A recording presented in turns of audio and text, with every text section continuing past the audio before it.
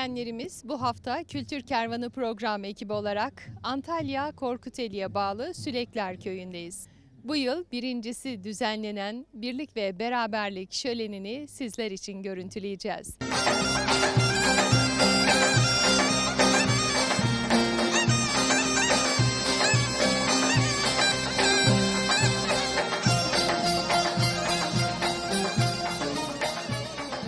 Sevgili izleyenlerimiz, Sülekler Köyü'nde bu yıl birincisi düzenlenen Birlik ve Beraberlik şöleni kortej yürüyüşüyle başlayacak. Sizlerin de görmüş olduğu gibi ay yıldızlı bayrağımızla birlikte gençlerimiz kortejin ön kısmında yer alıyor. Tabii ki yine develerimiz, atlarımız ve temsili yörük göçüyle kortejimizle birlikte şenliğimizin, şölenimizin birinci yılında hayırlı uğurlu olsun diyoruz. Bizler de Kültür Kervanı program ekibi olarak birincisi düzenlenen bu şenliği, şöleni sizler için ekranlarınıza taşıyoruz.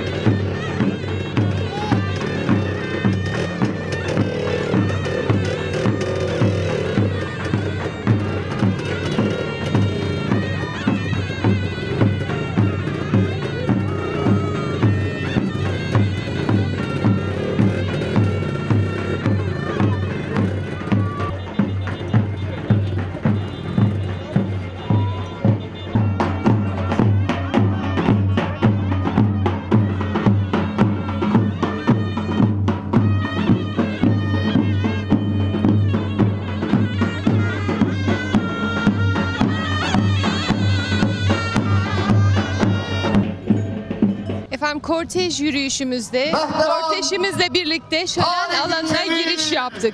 Şimdi sizlerin de arkamda görmüş olduğunuz gibi yıllardır Türk tarihinde çok önemli yere sahip olan, dosta güven, düşmana korku salan mehter takımıyla kortej karşılanıyor.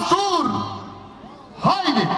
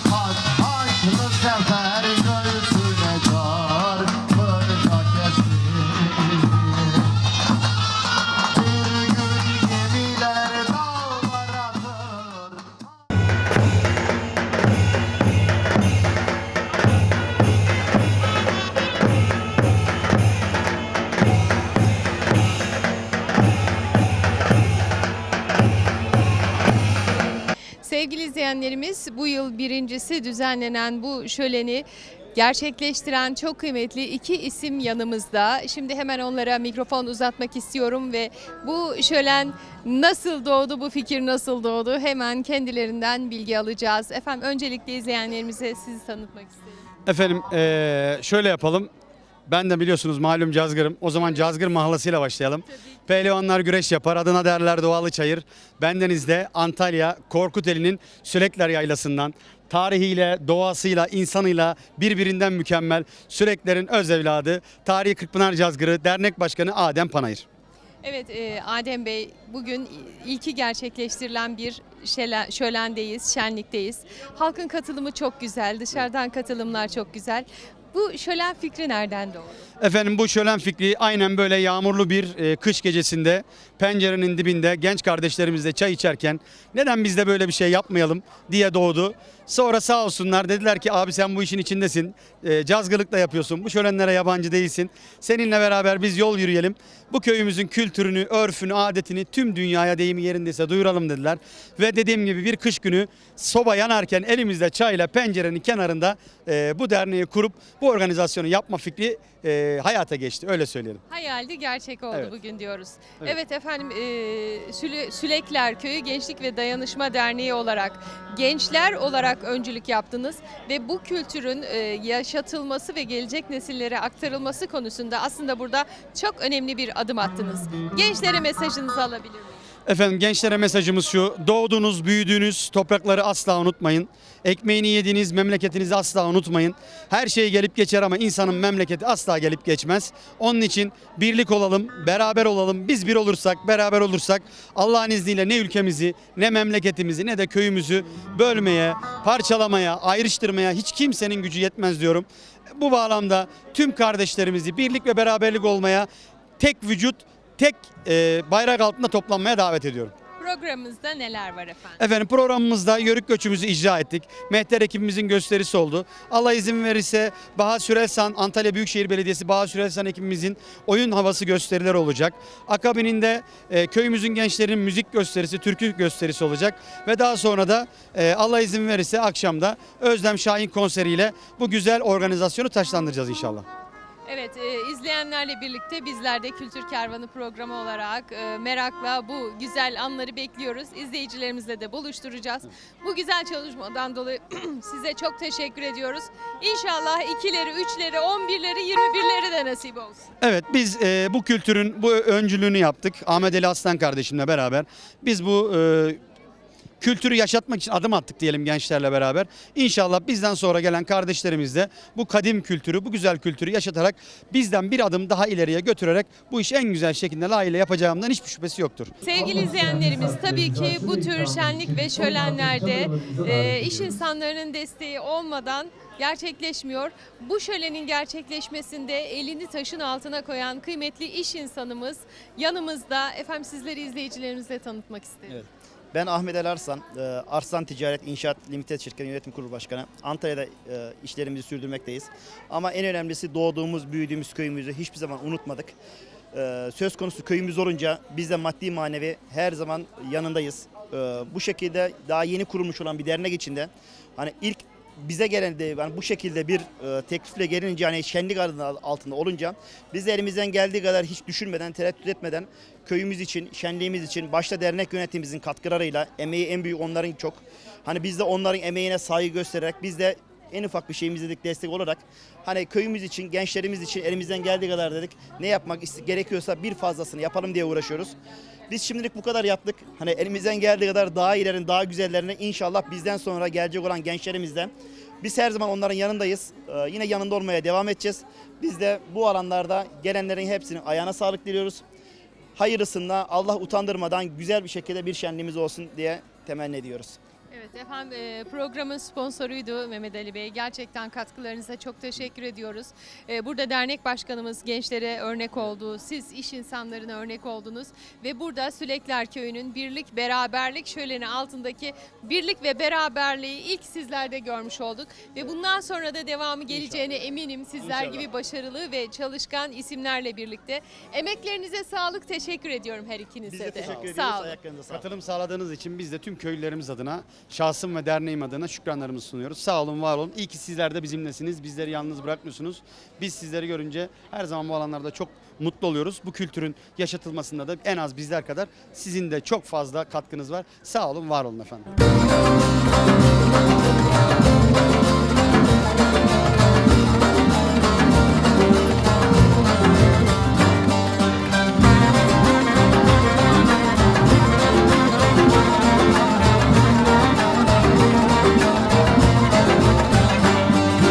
Kaya dibi karimiş hele hele yat, gün doğmadan erimiş öldürdün beni.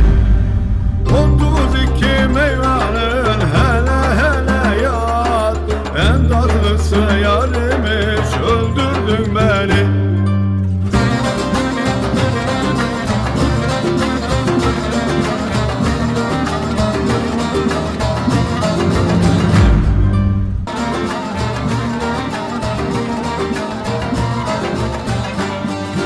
Kaya dibi karimiş hele hele yat, gün doğmadan Sevgili izleyenlerimiz, şölenimiz yağmura rağmen devam ediyor ve şu an yanımızda Korkuteli Belediye Başkanımız Sayın Saniye Ceren var. Efendim şölene hoş geldiniz. Bu yıl ilki düzenleniyor. Neler söyleyeceksiniz bu şenlik? Evet, Sayın Kültür Kervanı, sizler de hoş geldiniz. Halkla aramızda köprü olduğunuz için tekrardan teşekkür ediyorum. Dediğiniz gibi bugün 1. Sülekler Gençlik Derneği Birlik ve Beraberlik Şöleni'nde halkımızla bir aradayız. Sayın Vekilimiz burada, yöneticilerimiz burada, meclis üyelerimiz burada, muhtarlarımız burada, tüm halkımız burada. Gerçekten çok coşkulu. Diğer festivallerden ya da şölenlerden ayıran tarafı da ilki olması aslında. İlkine göre gerçekten çok coşkulu ve herkes böyle gönülden burada. Geçen hafta Dereköy'deydik. Çok da güzeldi. Biliyorsunuz orası artık gelenekselleşti. Darısı Süleklerin başına gelenekselleşmesi için diyoruz. Herkes bir arada. Zaten az önce de söyledim. Bizlerin, yerel yöneticilerin, muhtarların, dernek başkanlarının en önemli görevlerinden biri de halkı bir arada tutmak, birlik beraberliği sağlamak ki bu böyle olduktan sonra ülkemize yansısın. Bu anlamda gururluyuz ve mutluyuz. Bizlere onlarla bir arada olmak, beraber işler üretmek gerçekten çok iyi geliyor. Nicelerini, ikincisini, üçüncüsünü yapmak inşallah hepimize, hep birlikte yapmak nasip olsun. Katkı sunsun bu şölen birliğe, beraberliğe. Başta şehit aileleri olmak üzere, bu vesileyle babaları olmak üzere herkesin Babalar Günü'nü buradan kutluyorum. Onun haricinde Muharrem ayındayız. Önümüzdeki hafta Aşure haftası. Bu vesileyle de birlik beraberliğimize vesile olmasını temenni ediyorum. Sizlere de tekrardan teşekkür ediyorum. Sağ olun. Sayın Başkanım, bu yıl Korkuteli yazı nasıl geçirecek? Sizin programlarınızla da ilgili kısa bilgi vermek isteriz izleyenlerimize. Yani inanın şu anda esnaf festivalimiz var. Burada köylerimizde festivaller devam ediyor, şölenler devam ediyor, tanıtımlar devam ediyor. İnanılmaz bir yaz bizi bekliyor diyelim.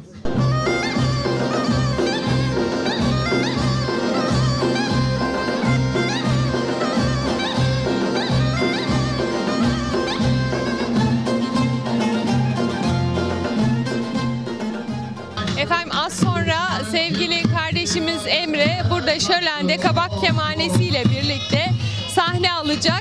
Tabii ki o heyecanlı ama annesi ondan daha heyecanlı. Sizi tanıyabilir miyim? İsmim Kamile Yalçın, Emre Yalçın'ın annesiyim. Süleklerliyim aynı zamanda. Köyümüzde görün çok güzel bir etkinlik oluyor. Hani gençlerimizden bunu devamını bekliyoruz. Evet, bu yıl ilki düzenleniyor ve bütün köy halkı ve dışarıdan katılımın çok fazla olduğunu gördük. Oğlunuzun bu ilki düzenlenen şenlikte sahne alacak olması size neler hissettiriyor? Ya tabii kendi köyümüzde böyle etkinlikler olması, oğlumun da çıkması çok gurur verici. Yani her yerde köyümüzü de temsil ediyor kendisi. Mutluyuz yani. Evet efendim, şimdi genelde anneler babalar çocukları mühendis olsun, doktor olsun. Emre'nin müzikle uğraşmasına ilk başta ne dediniz? Ya hiç karşı çıkmadım, hani yeteneğin olduğu fark edince de hiç karşı çıkmadık. Sürekli destekledik. Destekliyoruz, destekleyeceğiz de. Arkasındayız yani. Evet, şu anda almak istediğim mesajı aldım. gerçekten ailelerin çocuklarına iyi olduğu konuda mutlaka desteklemeleri gerekiyor değil mi? Aynen öyle. Şimdi kız kardeşi de üniversitede eğitim alıyor. Temel ses eğitimi. İnşallah onun arkasında destekleyeceğiz. İkisini de destekliyoruz yani. Evet, siz de onunla birlikte aslında bir nevi oradan oraya bütün Aynen. sahnelerinde yanında. Aynen. Bütün şenliklerde biz de onunla beraber geziyoruz, görüyoruz. Biz de onunla beraber Gurur verici bir şey. Aynen. Devam. Peki aynı zamanda köy işlerini nasıl yetiştiriyorsunuz? Ya bir şekilde oluyor. Allah yardım ediyor. Hem oğlumuza hem işlerimize hem eşimin işine bir şekilde yetişiyoruz yani. Kadın dediğin hepsini yapar, hepsine de yetişir diyor. Aynen. Efendim çok teşekkür ederim. Teşekkür ederiz. Hayırlı olsun şöyle. Sağ olun, teşekkür ederiz. Sarılı zeybek dağlara yaslandı. Hadi gari.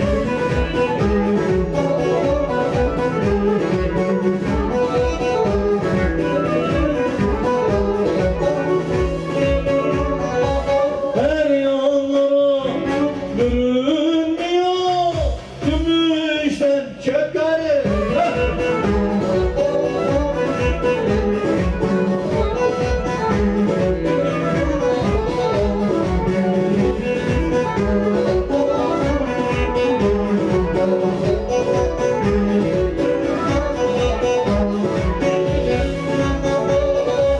Sıkroğlandan inmiş Yollar dizine iştahsız.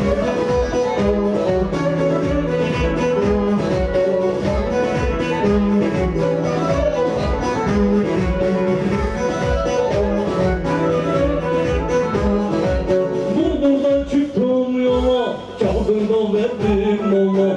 Gül insanın ovasında kızlar geziyor ama oynamalı, oynamalı. Balık tanımalı, geldi de zaman. Olan işlemiş, değildir işlemiş.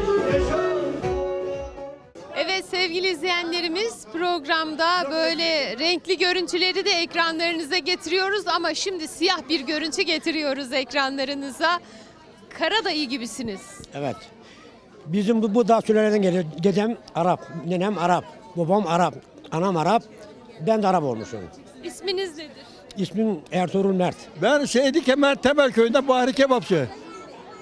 Bu araba oyunu biz icat ettik. Yani ağabeylerim daha önceki yaşlı adamlar 150 senelik mesele bizim bu araba oyunu. O zaman da beri devam ediyor ama bu adamlar gitti, elekten geçti.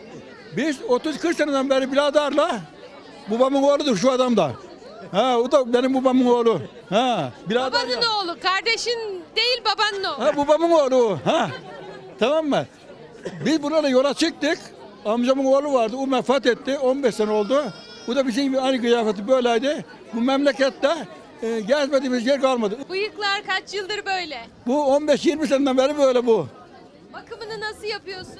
Bakın öyle sıraştırıyoruz. Böyle.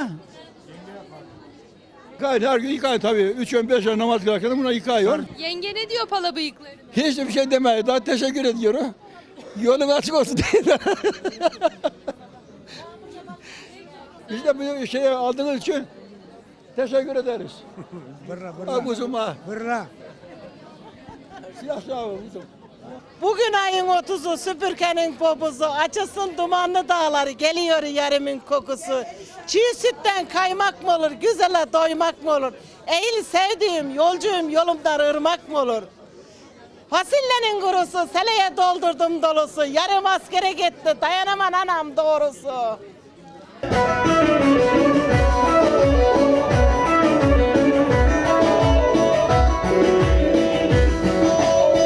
Bulur sürmesine çekmiş gözüne. Aman aman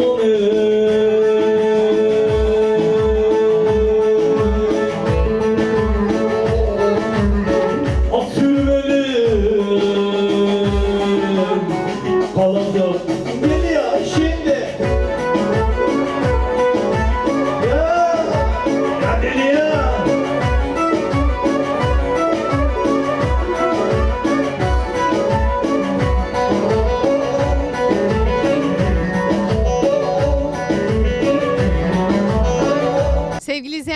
yanımızda Sülekler Mahalle Muhtarımız var. Sayın Muhtarım, sizi tanıyabilir miyim öncelikle? Tabii. İsmim Mehmet Özkan, Sülekler Mahalle Muhtarıyım. Bu yıl ilkini gerçekleştirmiş olduğumuz kültür şölenimize hepiniz hoş geldiniz diyorum. Sefalar getirdiniz, şeref verdiniz öncelikle. Mahallemiz 1200 haneden oluşan, yazlık nüfusu 10.000'e kadar çıkan, meyvecilikle geçinen bir mahallemizdir. Bu mahallemizde geçmiş kültürümüzü yansıtmak, gençlerimize, bizden sonraki nesillere aktarmak amacıyla böyle bir şölen düzenledik. Buraya katılan başta sizler olsun, diğer misafirlerimiz olsun, hepsine çok çok teşekkür ediyoruz. Öncelikle şunu belirtmek isterim ki buraya katkılarından dolayı Büyükşehir Belediye Başkan Vekilimiz Büşra Hanım'a, Korteli Belediye Başkanımız Saniye Hanım'a ve tüm burada desteğini esirgemeyen belediye personelimize çok çok teşekkür ediyorum. Özellikle de vatandaşlarımıza çok teşekkür ediyorum ki bizleri yalnız bırakmadılar. Sadece Korkuteli'den değil, diğer yerlerden, Antalya'dan olsun, diğer ilçelerimizden de gelen insanlarımız var, vatandaşlarımız var. İnşallah onların umduğu bir şekilde olmuştur. Bundan sonra da çalışmalarımız daha iyisini, daha güzelini yapmak için elimizden gelen çabayı sarf edeceğiz. Ben bugün yağmur yağmasına rağmen şölen bereketiyle geldi diyelim. Kalabalıktan hiçbir eksilme olmadı ve program yine normal akışıyla dört dörtlük devam etti. İnşallah nice programlarda birlikte olmayı diliyorum. İnşallah, inşallah tek temennimiz o. Bundan sonraki programlarda sizleri de aramızda görmek bize çok büyük mutluluk verecektir. Çok teşekkür ediyorum katıldığınız için. Masa üstünde bekmez, bu bekmez bize yetmez. Masa üstünde bekmez, bu bekmez bize yetmez. Bizim köyün gençleri davulsuz gelin gitmez. Bizim köyün kızları davulsuz gelin gitmez. Hele hele kızlar yüreğim sızlar, geçti de yazlar, nedir bu nazlar, tek tek oynar.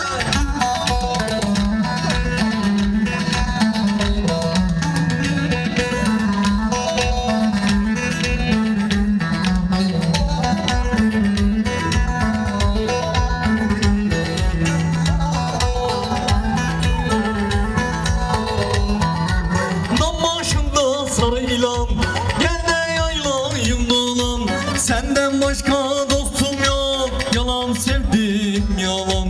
Senden başka dostum yok, yalan sevdim yalan. Hele hele kızlar, çalınır sazlar, geçti de yazlar, nedir bu nazlar, tek tek hoppa.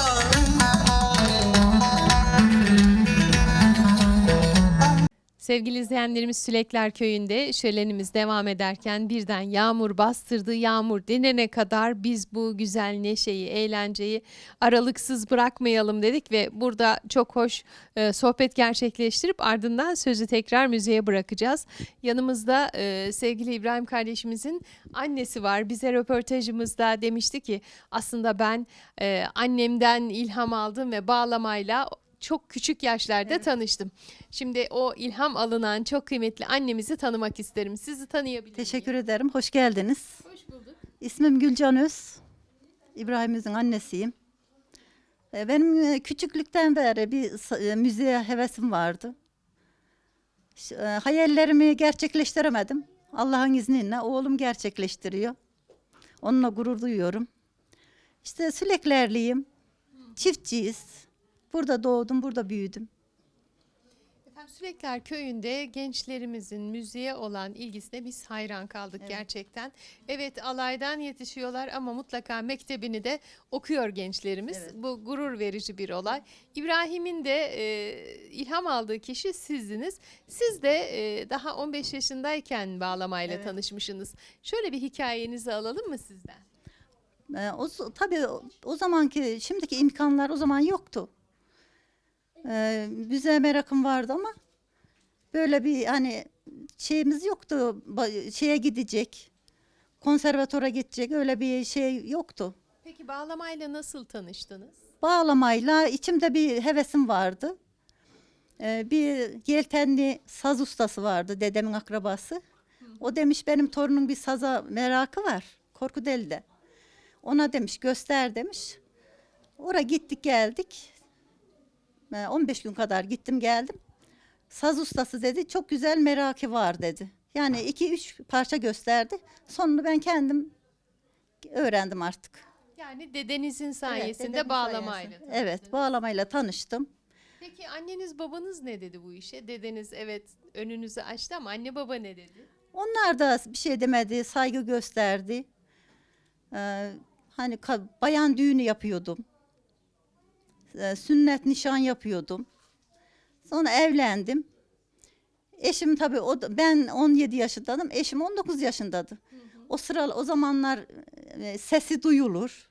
Kadının sesi güzel derler diye kıskançlık yaptı biraz. Her erkek gibi Çaldırmadı. diyelim. Beni düğün yaptırtmadı artık. İşte kendi hayallerimi oğlumda yaşıyor. Saz çalmak, müzik içinden gelecek. O da benden gördü. O da heveslendi. Hani biz ona sen bu türkücü ol, müzikle ilgilen demedik. Heves etti. Okudu, azim yaptı. Konservatuvarlarda kazandı. Ama ilk siz çalmayı Evet, öğrettiniz. ilk ben çalmayı ben de gördüm. Gördüm, sonra rahmetli Muharrem amcam vardı, benim ustam, vefat etti şimdi işte. Onun yanına gidiyordum, ondan da çok eğitim aldım ben küçük yaştan itibaren. Tabii ilk annemden öğrendim, Evet, onunla tanıştım. öyle oldu işte. Evet, şimdi uzun yıllardır elime hiç bağlama almadım Almadım. dediniz ama yine bağlamayı konuşturdunuz. Teşekkür Gülcan Hanım. ederim. Çok sağ olun. Sesinize zaten hiçbir şey diyemiyorum. Teşekkür ederim. Muhteşem. Gerçekten o kalbe dokunan çok güzel bir tınısı var. Sağ olun. Allah razı olsun. Buraya kadar gelmişsiniz. Teşekkür ederiz. Hani öyle bir devamlı çalamıyoruz. Zamanımız yok. Çiftçiyiz çünkü. Ben de bir serada çalışıyorum bir şirkette. Hani geliyorum tabii her bayan gibi işin oluyor evde. Onun için bazen alıp çalardım ama şimdi sazı ne zaman aldığımı elime hatırlamıyorum böyle. Yine de harikaydı. Acaba dedi ben bir hata yapar mıyım Ben diye gelince evde bir şeyler çalarken annem hemen eşlik ediyor. Oradan Ha. solistlik her zaman Hemen var ama. söylerim. Ya ben şunu söylerim yani müzikle uğraşan kişiden zarar gelmez. Çünkü müzik ruha dayanıyor. Bizim gelmişimiz, geçmişimiz, kültürümüze dayanıyor. Evet. Yani müzikte bir şey var yani bir rahatlık var. Müzik çalan kişiden zarar gelmez. Ben tavsiye ederim yani. Her anne baba Türk halk müziğine bilhassa çocuklarına önermelerini tavsiye ederim. Yeteneği varsa. Evet, yeteneği varsa arkasında dursunlar. Biz çocuğumuzun arkasında durduk. Tabii onun da azmi vardı. Allah'ın izniyle. İnşallah biz Evet. İbrahim'i çok daha güzel yerlerde göreceğiz İnşallah. eminim. Yolu açık olsun. Sizin gibi ailesi Teşekkür olduğu ederim, sürece sağ de olun. çok daha güzel yerlerde olacaktır. Biz eminiz. Sağ olun. Hoş geldiniz. Buraya kadar geldiğiniz için teşekkür ederiz. Köyümüze şeref verdiniz. Efendim o zaman şimdi bir anne oğul dayanışmasıyla güzel türkülerimize yer verelim mi programımızda? Olur.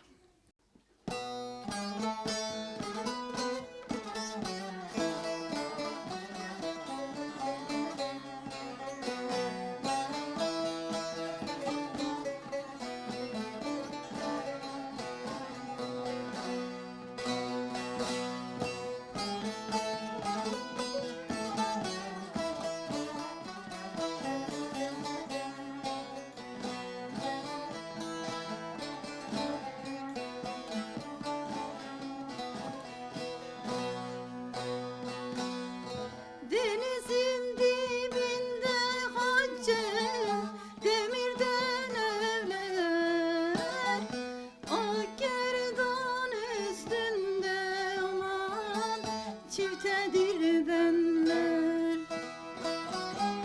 O kınalı parmaklarda o beyaz eller, yolcuyu yolundan aman eyleyen dilber.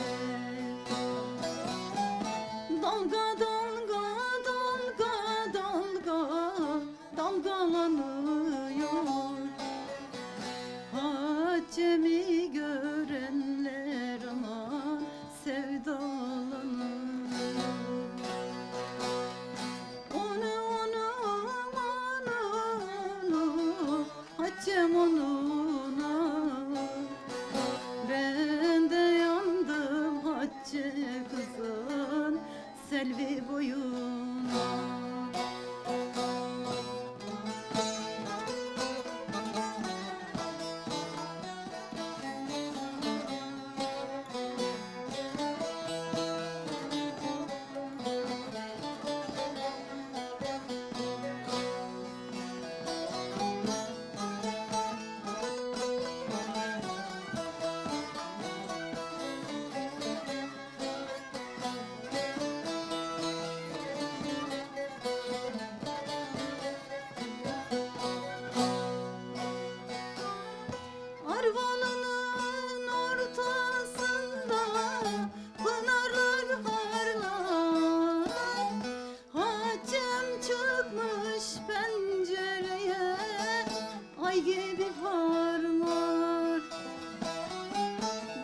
hacemi yitirdiğimde dumanlı dağlar, gözlerimin pınarları durmadan çalar.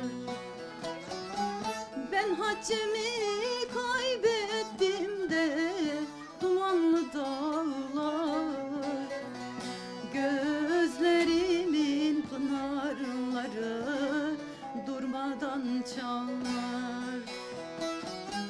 Alçaklara karlar yağdı, yükseklere buz.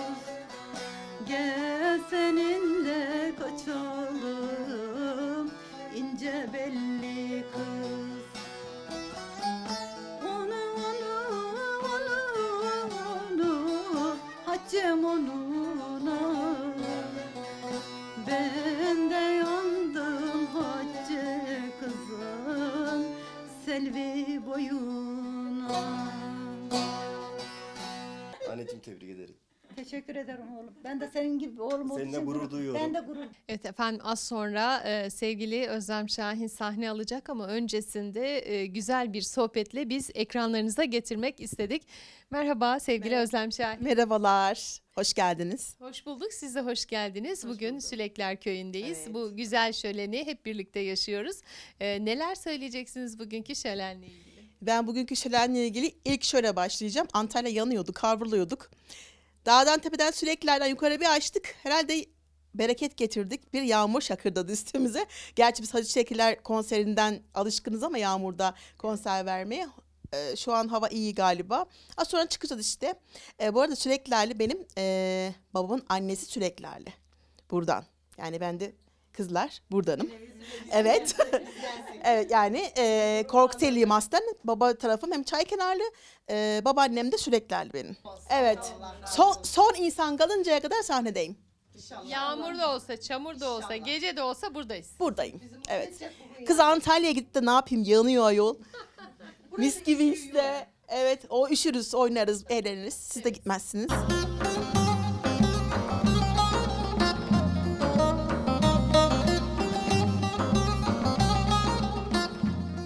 Çok kıymetli başkanlarım, değerli protokolüm, çok kıymetli Gazitaş Baklavaları Yönetim Kurulu Başkanımız Sayın Coşkun Karataş. Aynı zamanda benim çok kıymetli bir dostumdur. Her zaman şölenlerimizde bizleri yalnız bırakmaz. Gelir gelmez dedi ki, başkanım ben bu alanı bu kadar beklemiyordum. Sülekler Köyü'nün, Korkuteli'nin teveccühü buraya hakikaten çok fazlaymış. Ben burada bir baklava yeme yarışması yapacağım. Şimdi baklava yemeye kimse gelmiyor belki ama duyunca gelecekler. Antalya'da 5 yıldızlı bir otelde her şey dahil hafta sonu bir tatil hediye edeceğim diyor. Sadece bir kişi de değil, tüm aileye. 3, 2, 1 ve başlıyoruz. Evet arkadaşlar, sağ baştan pehlivanımız var burada.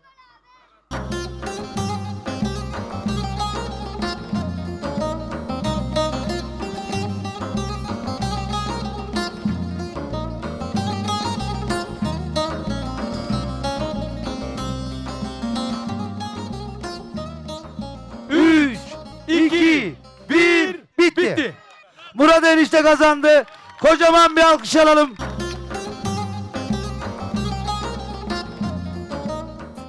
Teyzemiz bir yarışmanın içerisine girdi ve haliyle nasip olmadı. Ama ben kendisini hem kadın olarak orada bizleri temsil ettiği için hem de medeni cesaretinden dolayı otelini biz karşılayacağız diye sürprizi buradan duyurmak istedim. Sağ olun. Hayırlı olsun inşallah. Burdur'dan çıktım yola, Çadır'da verdim mola. Gülhisar'ın ovasında kızlar geziyor damgalar. Ay manalım, ay namalım, barut tadına geldi de zaman. Olan işlemeyecek, değildir işlemiş. Yaşa!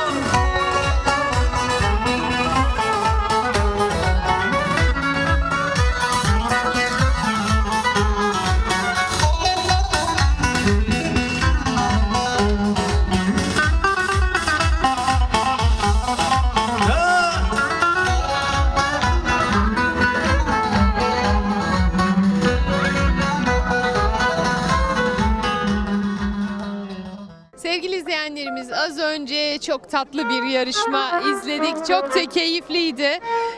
Bu güzel yarışmayı destekleyen sevgili Coşkun Karataş arkadaşımızla birlikteyiz, esnafımız. Efendim sizi kısaca bir tanıtalım izleyenlerimize, sonra bu yarışma nereden geliyor, sizin geleneksel hale gelmiş, bizi bilgilendirirseniz sevinirim. Merhabalar, ismim Coşkun Karataş. Antalya'da baklava işletmesi olan Gazitaş Baklava'nın yönetim kurulu başkanı ve sahibiyim. Yörük kültürü festivallerinde genel olarak zaten kendimiz de yörük olmamızla beraber gelenekselleşti. Bütün festivaller bu denli Coşkun Bey böyle yapalım şöyle yapalım diyorlar. Biz de onları kırmıyoruz. Hem destek anlamında hem eğlence anlamında buradayız. Bu işler destekli oluyor. Biz esnaflar, yönetim kurulu burada her emeği veren, minicik emek veren, servis yapan kişilerle birlikte bütün ekiple oluyor. Bu ekipte herkesin üstüne düşeni yapmasını tabii ki herkes gibi ben de temenni ediyorum. Ben de elimden geleni yapıyorum.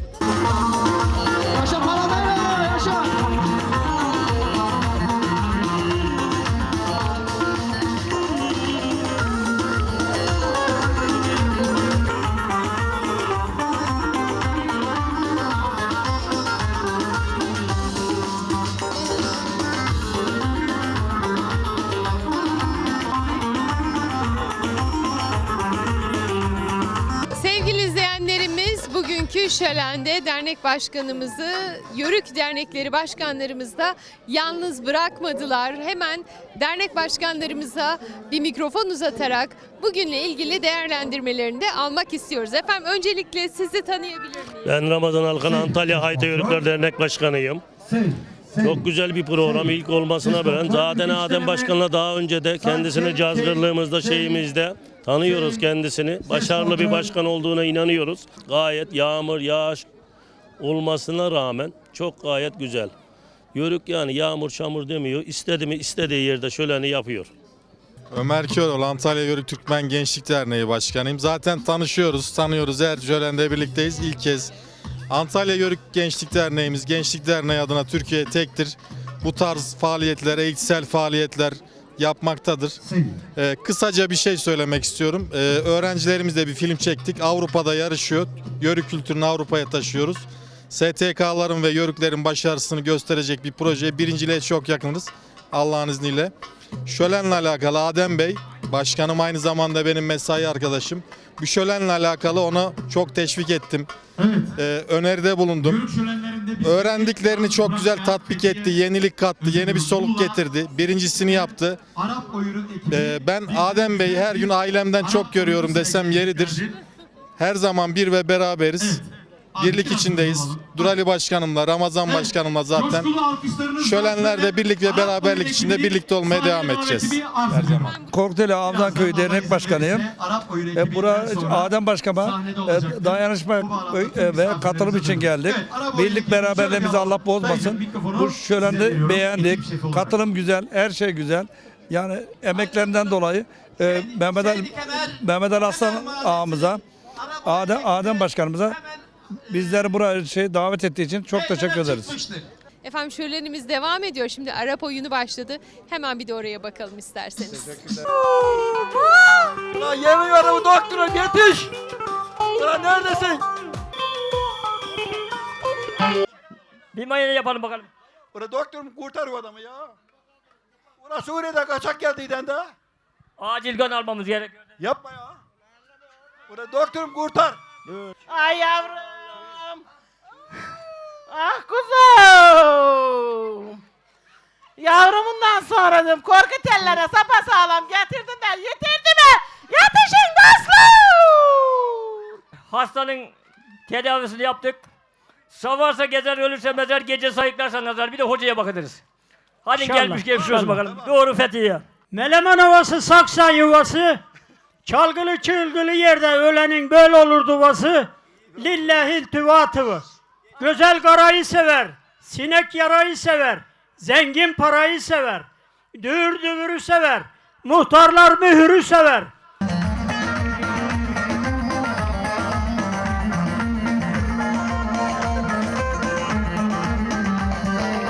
Saldalıkta acanım. Salatalıkta kalbur var, a kızım acanım.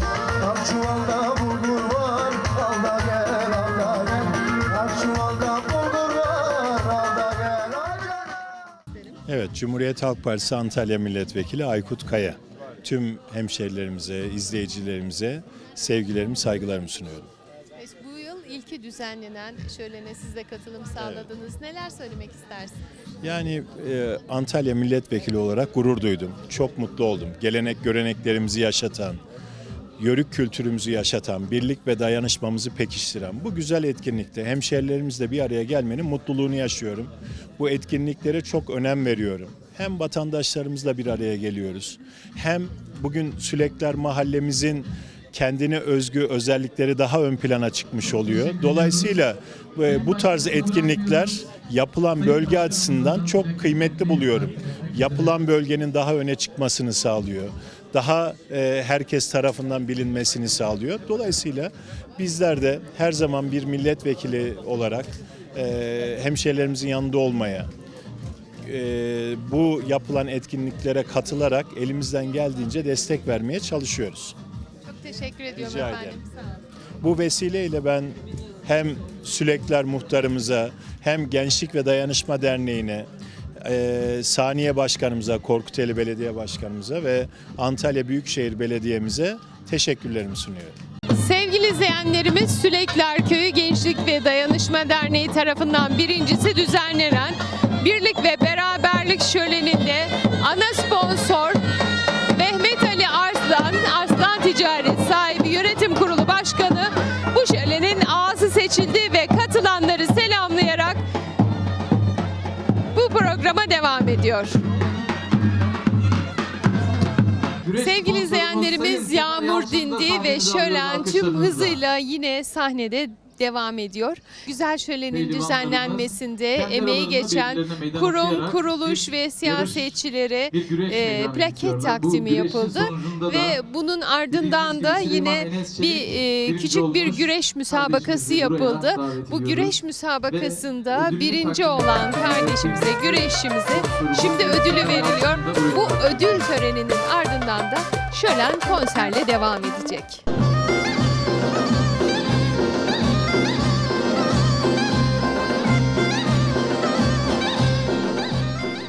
Sevgili izleyenlerimiz, programımız devam ederken gelen davetlilere biz mikrofonlarımızı uzatarak görüşlerini de almaya devam ediyoruz.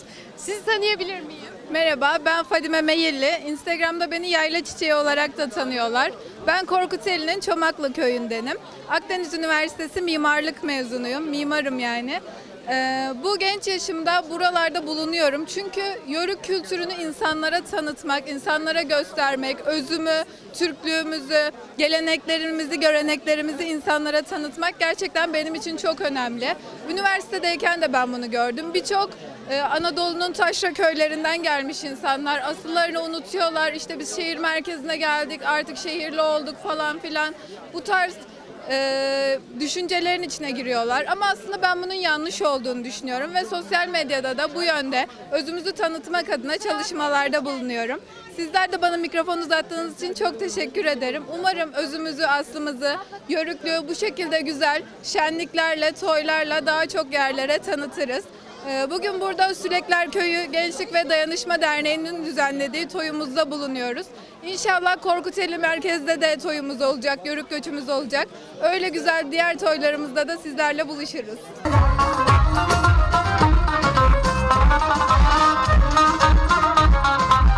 Akşamlar sensiz geçmez Dilara, sabahlar sensiz olmaz Dilara. Akşamlar sensiz geçmez Dilara, sabahlar sensiz olmaz Dilara. Dilara, Dilara, derler dağlara. Dilara, neredesin benim koptu sevdiğim.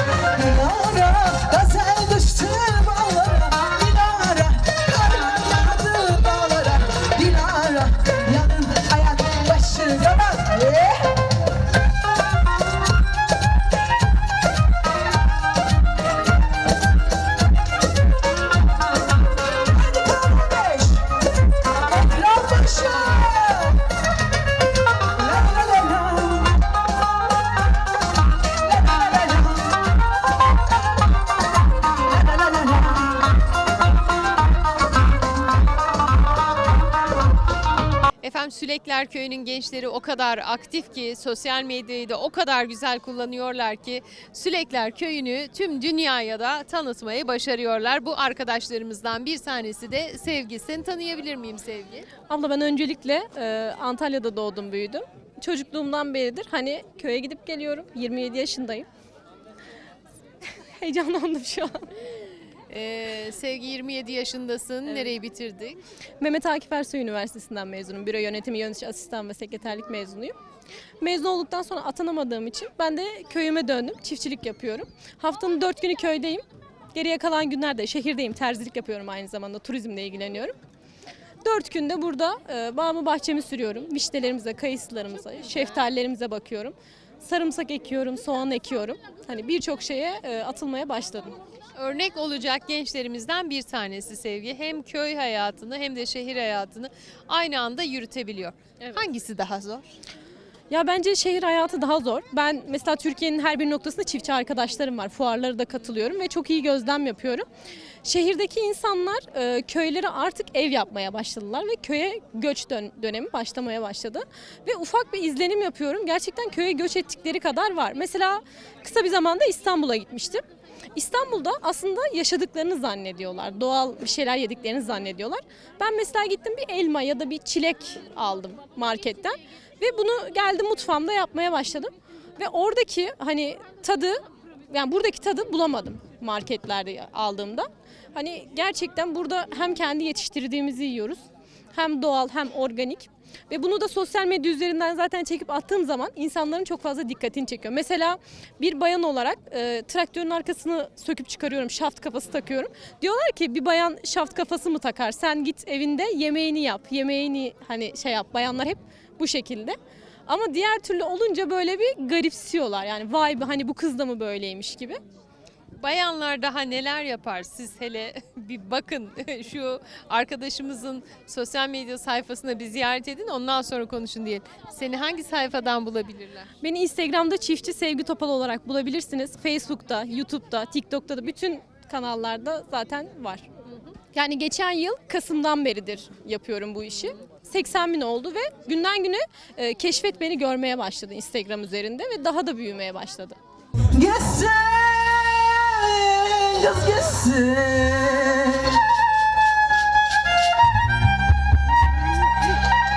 Sen gidersen de, sen gidersen de bizim kanları kim sürsün? Öküzleri kim gütsün? Davarları kim gütsün?